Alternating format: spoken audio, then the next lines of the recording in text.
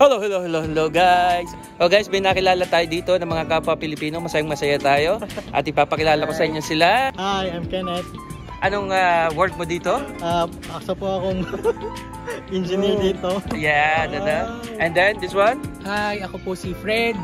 Ako po ay from Lucban, Quezon. Student po ako. Yes. Pero happy. Kita niyo mo, ang edad pong ito, estudyante yan. Si Father. So yun na nga guys, ang ating mga kapwa Pilipinong ito, ang ating makakasama sa ating paglalakbay dito sa Perth. At dito nga po tayo ay ating lilibutin ang lugar na ito kung saan matatagpuan ng Optus Stadium, kung saan matatagpuan ng isang magandang bridge na may zipline. At ito nga po, dito tayo sa Clares Brook Cove. Ayan, lakad muna tayo. At nakakatuwa po talaga, pinag-uusapan namin dito yung naging mga sacrifices talaga ng dalawang kapwa Pilipino natin. And probably, pwede nating sabihin that they represents some or majority of our Filipinos here of how they started their journey here in Australia. Ang dalawa pong ito ay naggaling na sa Dubai. Biruin nyo naman, galing na sila sa Dubai, maganda kanilang trabaho doon, magandang sweldo, pero pinili pa rin nila na makarating dito sa Australia. Sapagkat syempre, kung ikukumpara nga po, kahit na nga mahirap-hirap dito ay medyo maganda naman po ang compensation para sa ating mga workers na Filipino. At magandang kinabukasan sapagkat pwede nilang madala dito ang kanilang pamilya, ang kanilang mga asawa at dito na bumuo ng pamilya. And yan na nga po, napakaganda ng tanawin na ito. Kita nyo po, sabi ni Fred kanina, ito daw ay replica din. Replica. PNF na naman tayo. Ayan. Anyway, lakad muna tayo. Sabihin ko, okay, bidyuan mo nga ako dito. Yan po yung Optus Stadium na kung saan dyan naglaro ang ating mga Maldita na tinalo naman ang ating players ng football ng mga Australia. But anyway, napuno yan ng mga Filipino. Dumadagundong ang sigawan. Go Malditas! At yun nga po, pinapakilala ko dito si Father Randolph. Kita nyo naman, sabi ko, sa mga nakakakilala kay Father Randolph, I believe you will agree with me. Ano po, kamukha siya ni Father Randolph.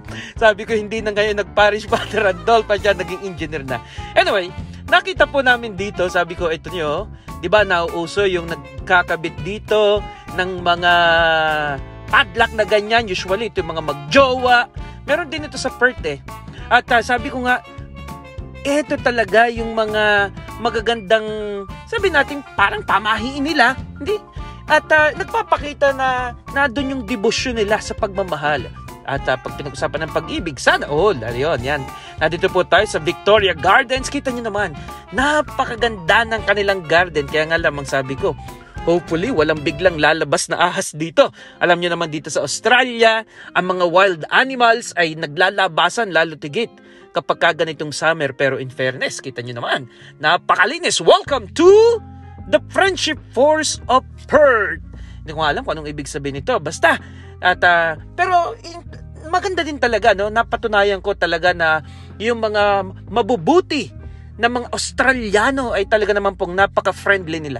Meron nga po silang tinatawag na Australian wave. Pag nagdadrive ka, sila tinatawag kong kalsadang walang hanggan, magwe-wave ka lamang para mag-say hi sa nakasalubong mo kahit hindi mo kilala. At pag naglalakad ako, kahit pag may nakita ka, talagang ang bati nila say, "Hi mate! How are you mate? Oh, how are you doing mate?" You just say, "All good." At sometimes sabi nila, "Not too bad." Kita nyo gayon.